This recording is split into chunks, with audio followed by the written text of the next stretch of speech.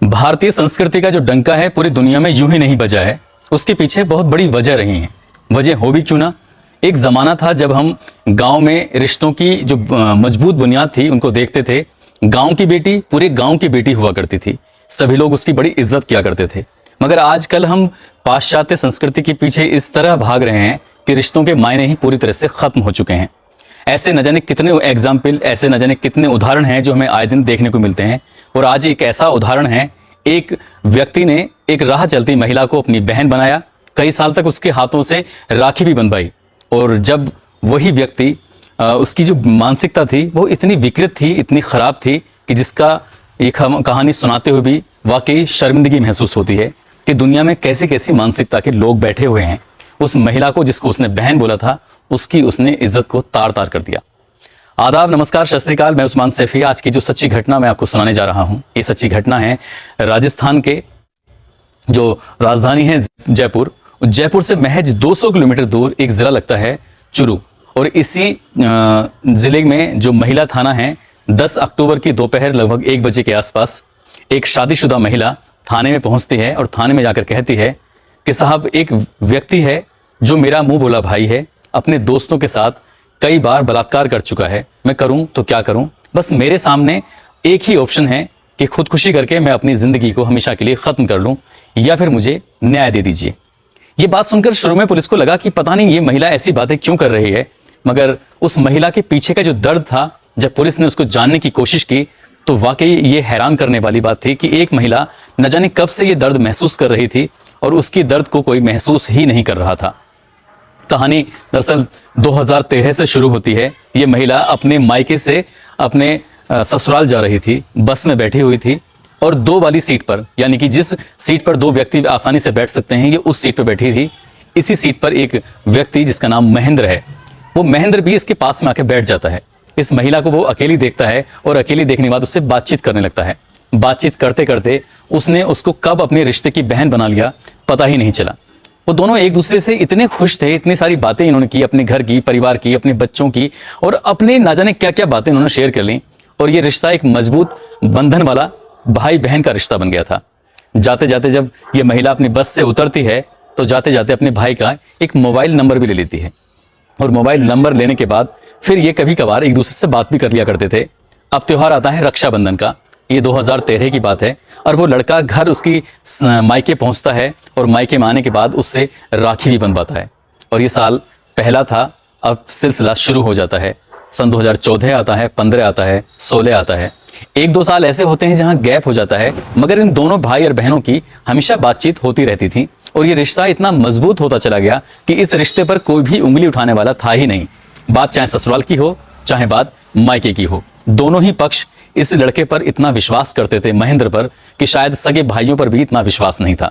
और धीरे धीरे वक्त आगे बढ़ता चला जाता है, मगर इस महेंद्र की जो विकार मानसिकता थी, विकृत मानसिकता थी, वो अंदर कहीं ना कहीं इसके एक राक्षस छुपा हुआ था। शायद इस राक्षस को ना तो ससुराल वालों ने पहचाना, ना ही मायके वालों ने पहचाना। और एक दिन वो अपने 2 दोस्तों के साथ उसकी ससुराल में पहुंच जाता है।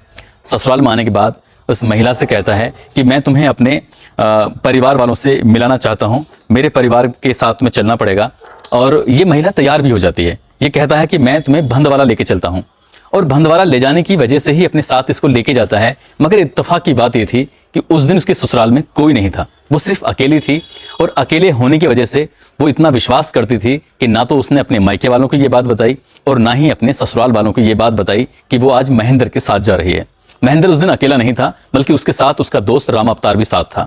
और ये उसके जीप में बैठकर सीधे पहुंच जाते हैं। ये जाना था भंदवाला, मगर पहुंच जाते हैं ये काला डेरा। और काला डेरा में इस महिला को एक कमरे में बंद कर दिया जाता है। अभी तक ये समझ नहीं पाई थी कि उसके साथ कुछ गलत होने वाला है। इसके बाद एक कमरे में बंद कर दिया जाता है और बंद करने के बाद ये 2 दोस्त मिलकर उसके साथ बलात्कार करना शुरू कर देते हैं। वो चिल्लाती है, भाई भाई भाई, ये क्या कर रहे हो? भाई मैंने तुम्हारे हाथ में राखी बांधी थी, भाई तुमने मुझसे वादा लिया था जिंदगी भर मेरी रक्षा करने का, भाई ऐसा मत करो। वो चिल्लाती है, रोती है, गिड़गिड़ाती है, मगर महेंद्र पर और राम अवतार के कानों पर उसकी आवाज ही नहीं पहुंच रही थी। वो उसके साथ मुंह काला करते हैं। और एक दिन नहीं, ये सिलसिला लगातार 20 दिन तक चलता रहता है। 20 दिन तक इस महिला के साथ वो मुंह काला करते रहते हैं। और उस उधर ये अचानक से जब गायब हो जाती है ससुराल से, तो ससुराल वाले परेशान होते हैं, वो मायके में फ़ोन करते हैं और मायके वाले भी परेशान हो जाते हैं। वो नज़दीकी पुलिस स्टेशन पर जाते हैं, वहां जाकर इस महिला की गुमशुदगी दर्ज कराते हैं। और गुमशुदगी दर्ज कराने के बाद पुलिस भी ढूंढने की कोशिश करती है, मगर महिला शादीशुदा थी, इसलिए पुलिस को प्रथम दृष्टया ये शक होता है कि महिला अपनी किसी प्रेमी के साथ भाग गई है या चली गई है। मगर पुलिस ने इसकी गहराई में जाने की कोशिश ही नहीं की। काश कि पुलिस इस की गहराई में जाती तो शायद इस महिला के साथ जो अपराध हो रहा था वो रुक जाता और अपराधी जो भी थे वो आसानी से पकड़े भी जाते, क्योंकि महिला के पास एक उसका मोबाइल नंबर था। उस मोबाइल नंबर के आधार पर CDR निकलवाई जा सकती थी। तमाम तरह की बातें थी जो जांच में क्लियर हो जाती, मगर पुलिस ने इस मामले को उतना गंभीरता से नहीं लिया जितना लेना चाहिए था। ये बात है मार्च 2021 की, और इसके साथ 1 महीने तक ऐसे ही चलता रहता है। और जब ये 1 महीना पूरा हो जाता है, 1 महीना मैं गलत बोल गया हूं, यानी कि 20 दिन तक वो महिला उनके साथ रहती है, उनके साथ वो उसके साथ लगातार बारी बारी से बलात्कार करते रहते हैं, एक कमरे में उसको रखते हैं, हालांकि उसकी ज़रूरतों का ख्याल रखते हैं, उसका खाना पीना बहुत सारी चीज़ें। उस महिला ने चीखने की चिल्लाने की कोशिश की, मगर उसको दूसरे तीसरे दिन ही कुछ ऐसा कर दिया था जिसके बाद उसकी आवाज़ें निकल ही नहीं सकती थी। यानी कि उस महिला के साथ जो भी अश्लील हरकत की गई थी, जैसा भी उन्होंने गलत काम किया था, उसका उन्होंने एक वीडियो उतार लिया था, उसके उन्होंने कुछ फोटोग्राफ्स खींच लिए थे, और ये कहते हुए कि तुमने अगर ये बात किसी से शेयर की तो ये बात पूरे ज़माने में इंटरनेट के माध्यम से फैल जाएगी। वो महिला 20 दिन तक उनके साथ रहती है और उसके बाद अपने मायके में चली आती है। उधर पुलिस के पास एक मुकदमा दर्ज कराया था। पुलिस को क्या बयान देती है पता नहीं चलता है, मगर ये अपराधी इनके मंसूबे और बढ़ जाते हैं, क्योंकि पुलिस की कोई कार्रवाई नहीं होती है तो इन्हें लगता है कि शायद हमारे साथ कोई कुछ नहीं करेगा और हम ऐसे ही अपराध पर अपराध करते चले जाएंगे। फिर महीना जून का आता है, यानी कि 25 जून को एक बार फिर इस महिला को धोखे से बुलाया जाता है, ये कहते हुए कि जो तुम्हारी वीडियो, तुम्हारे जो फोटोग्राफ्स हमने मोबाइल में उतारे थे, आज हम तुम्हारे सारी चीज़ें ख़त्म कर देंगे, इसे अपने मोबाइल में जो भी फोटो हैं, वीडियो हैं, उसको डिलीट कर देंगे और तुम्हें परेशान होने की ज़रूरत नहीं है। धोखे से घर के पास में ही गली में बुलाया जाता है और उसके बाद फिर इस महिला का अपहरण कर लिया जाता है। अपहरण करने के बाद फिर उसी जगह पर रखा जाता है जिसका नाम था काला डेरा। वहां रखने के बाद इस महिला को फिर से 15 दिन तक रखा जाता है और 15 दिन फिर वही उसके साथ बलात्कार किया जाता है। वो महिला बार बार यही गुहार लगा रही थी, वही दुआ ही दे रही थी, काश कि 2013 में हम उस बस में मिले ही ना होते तो शायद ही आज ये दिन देखना नहीं पड़ता। वो रोती है, चीखती है बार बार, मगर उसकी जो दर्द था, उसकी जो परेशानी थी, उसकी जो पीड़ा थी, वो महेंद्र के कानों तक पहुंच ही नहीं रही थी।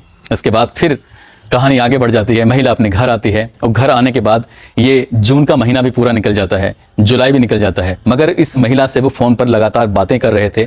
और जैसे ही ये सितंबर का महीना ख़त्म होता है तो एक बार फिर, यानी कि अक्टूबर के प्रथम सप्ताह में इस महिला को फिर ज़बरदस्ती बुलाने की कोशिश की जाती है। मगर जो काम इसको महिला को पहले करना चाहिए था वो अक्टूबर के प्रथम सप्ताह में करती है। और उसने अपने आप से एक वादा किया कि इस बार मुझे उनके साथ नहीं जाना, बल्कि जाना है तो मुझे थाने जाना है। और वो चुरू थाने में पहुंच जाती है। वहाँ जो SHO होते हैं ओम प्रकाश को पूरा वाकया सुनाती है और कहती है साहब कि मुझे इंसाफ चाहिए। और जो भी आरोपी हैं उसमें आरोपी सेकंड मीटिंग में आरोपी 3 हो जाते हैं, पहली मीटिंग में 2 आरोपी थे। फिलहाल पुलिस इस मामले की जांच में जुटी हुई है और इस घटना की तह तक जाने की कोशिश कर रही है। पुलिस देर आई मगर दुरुस्त आई। अब शायद इस महिला को एक न्याय की उम्मीद है और न्याय इसे मिलना ही चाहिए, और जो भी अपराधी हैं उनको कड़ी से कड़ी सजा मिलनी चाहिए। और ये राजस्थान सरकार की जिम्मेदारी बनती है कि ऐसे लोगों पर कड़ी से कड़ी कार्रवाई करे, ताकि ये हमेशा हमेशा के लिए एक नज़ीर बन जाए और भविष्य में किसी बहन, किसी बेटी, किसी बहू के साथ इस तरह की आपराधिक घटना ना घटे। दोस्तों, इस कहानी को सुनाने का उद्देश्य सिर्फ आप लोगों को सचेत करना है, आप लोगों को जागरूक करना है। आप जहां भी रहें अपना ख्याल रखें, सुरक्षित रहें। जय हिंद, जय भारत।